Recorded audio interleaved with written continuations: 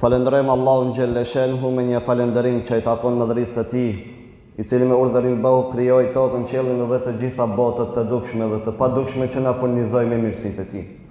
Allahu është krijuesi dhe sunduesi çdo gjë. Për shëndetet më të sinqerta ja dedikojmë njeriut më të zgjedhur në mesin e njerëzimit dhe padyshim që ai është Muhamedi sallallahu alaihi wasallam. Paqja dhe mëshira e Allahut qoftë mbi të, mbi familjen e tij të pastër, shokët e tij të zgjedhur dhe mbi të gjithë ata të cilët e pasuan dhe do ta pasojnë rrugën e Allahut dhe të dërguarit të tij deri në ditën e kataklizmës. Të dashur vëllezër, xhamat i vlerësuar, tema të cilën sot do ta shtjellojmë është në natën e Kadrit është shërimi. Haris el Hamedani ka thënë, hira në xhami dhe pash disa njerëz duke debatuar ashpër për disa çështje, ndaj shkova te Aliu radiallahu anhu dhe i thash: "A nuk po i sheh disa njerëz që po diskutojnë çështje në xhami?" Ai më përgjigj: "Apo e bëjnë këtë?" Unë thash: "Po, e bëjnë." Atëherë Aliu radiallahu anhu tha: "E kam dëgjuar Muhammedin alayhis salam duke thënë: do të ketë sprova dhe trazira të mëdha." Pyeta: "Cili është shpëtimi?" Ai tha: "Libri i Allahut xhelle shenhu. Në të ka lajme për atë që ka ndodhur, lajmërime për atë që do të vijë dhe gjykim për atë që ndodh mes jush." Ai është i saktë dhe i qartë, ndaj duhet trajtuar ashtu siç është. Kushdo që e lë atë, bie në zemrimin e Allahut xhelle shenhu. Kush kërkon udhëzim në diçka tjetër, Allahu xhelle shenhu e lë në humbje. Ai është litari i fortë i Allahut xhelle shenhu, këshill e mençur dhe rrugë e drejtë. Nuk mund ta dëmtojnë gjuhët e liga, as nuk mund ta shtërrin dietarët, as nuk e humb forcën për shkak të kritikave të shumta dhe as nuk shtërret mrekullia dhe mahnitja ndaj tij. Ai është i tillë saqë edhe gjindet kur e dëgjuan nuk mundën të thoshin gjë tjetër përveç se dëgjuan një fjalë të mrekullueshme dhe të mahnitshme.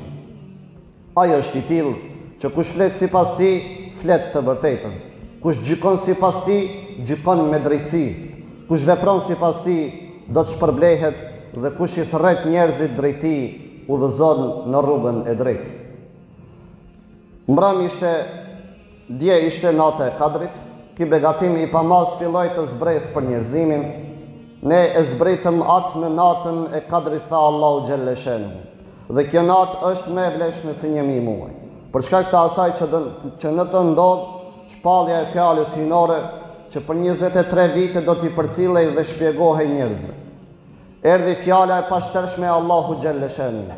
Fjala që lexohet, që mbetet gjithmonë e freskët për çdo brez, sepse edhe nëse të gjitha detet do të ishin bojë dhe të gjitha pemët do të bëheshin pend, nuk do të mjaftonin për të shtëruar fjalën e Allahu xhelle shenhu dhe për të depozituar atë në arkivat e historisë. Ky libër i shpallur për njerëzit, që lexohet pa ndërprerje. Kurani është nur, dritë që ndriçon rrugtimin e njerëzimit dhe nuk e lejon njeriu të endet në errësirë. Kush ndjek ndonjë rrugë tjetër përveç asaj që është e rrethuar me udhëzimin e Kuranit, ai ecën në devijim. Nata e Kadrit nuk do ta ndryshojë jetën tonë, nuk do të sjellë freski në të nëse e kufizojmë vetëm në adhurim për t'ju kthyer pastaj zakoneve të vjetra dhe rrugës së gabuar ku kemi qenë. Vlera e saj për 1000 muajsh nuk qëndron vetëm në faljen e namazit gjatë natës, por në mesazhin e saj që atë natë i u bëj dëgjueshëm njerëzimit. Ky mesazh është burhan dhe bejan, argument i paçmuar dhe dëshmi e qartë që tregon se ka vetëm një rrugë të drejtë, se ka vetëm një siratul mustaqim, ndërsa të gjitha të tjerat janë rrugë të devijuara. Argumenti i paçmuar dhe dëshmia e qartë na jep historia që njerëzit dhe kombet të cilat janë edukuar nga Kurani gjatë mira vije muajve ishin bartës të civilizimit. Ata krijuan të tashmen dhe mjedisin e tyre dhe ishin shembulli që të tjerët donin të arrinin. Ata nuk zhvillonin debate për gjëra të parëndësishme, mbi cilat Aliu radiallahu anhu u shokua dhe paralajmëroi se kjo do të ishte një sprovë e madhe dhe se kur do të vijë kjo sprovë, duhet të kthehemi te libri dhe të ndjekim ajetet e qarta të tij që na ofrojnë Hud udhëzimin që janë dhikr, këshilla dhe mauidha, këshilla të përditshme. Kushdo që do të ndjej diçka tjetër përveç tekstit të Kuranit fisnik për udhëzim, ai do të shkojë në humbje. Kushdo që të mbyll veshët dhe nuk do të dëgjoj dhikrin e Kuranit para lajmërimin e Allahu xhalla shanuhu, do të mbetet i hutuar.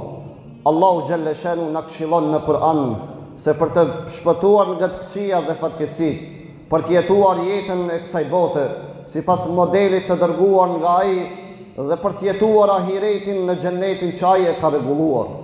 Të kalosh natën e Kadrit në adhurim, e kuptojmë si kalimin e saj në meditimin mbi këshillat e Kur'anit.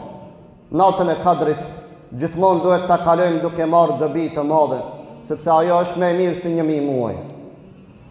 Këshilla e Kur'anit është ajo që na tregon rrugën e mirë. Bashkimi dhe uniteti ynë, bashkësia jonë e ndërsjellë dhe e fortë, është më e vlefshme se të gjitha rekjatet e namazit natës dhe të gjitha duat e lexuara në atë natë.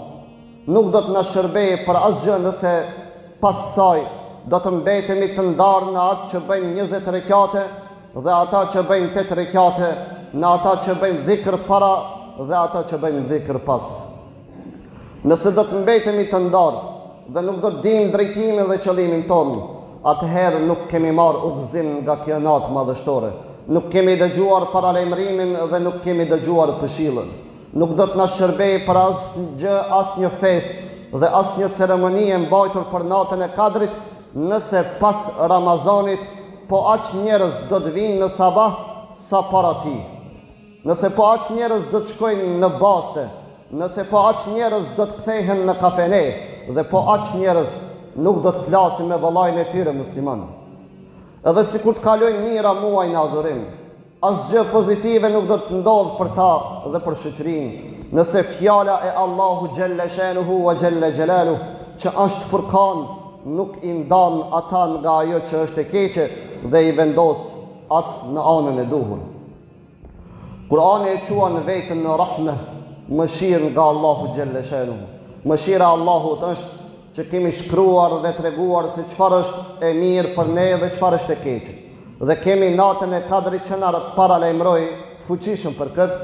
Kurani e quan vetën shifa, ilaç. Ai shëron individin dhe shoqërinë nga çdo sëmundje dhe çdo të keqe. Por të shëruar, njeriu do të marrë ilaçin ta pijë dhe ta zbatojë sipas udhëzimeve të mjekut dhe mjeku urdhëron dhe kur ta lexojmë, ndjekë lexoje atë. Pra në suratul Qiyamah, ajeti 18. Sepse ky Kur'an udhëzon në rrugën e drejtë dhe besimtarëve që bëjnë vepra të mira u jep lajmin e gëzuar për shpërblimin e madh.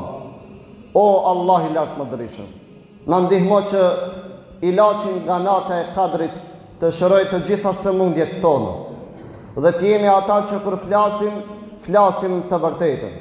Kur gjikojmë, ndajmë drejtësinë, të bëjmë atë që do të na çojnë në shpërblim dhe fjalët tona janë thirrje në rrugën tënde. Amin wa akhiru da'wana wa anil hamdulillahi rabbil alamin.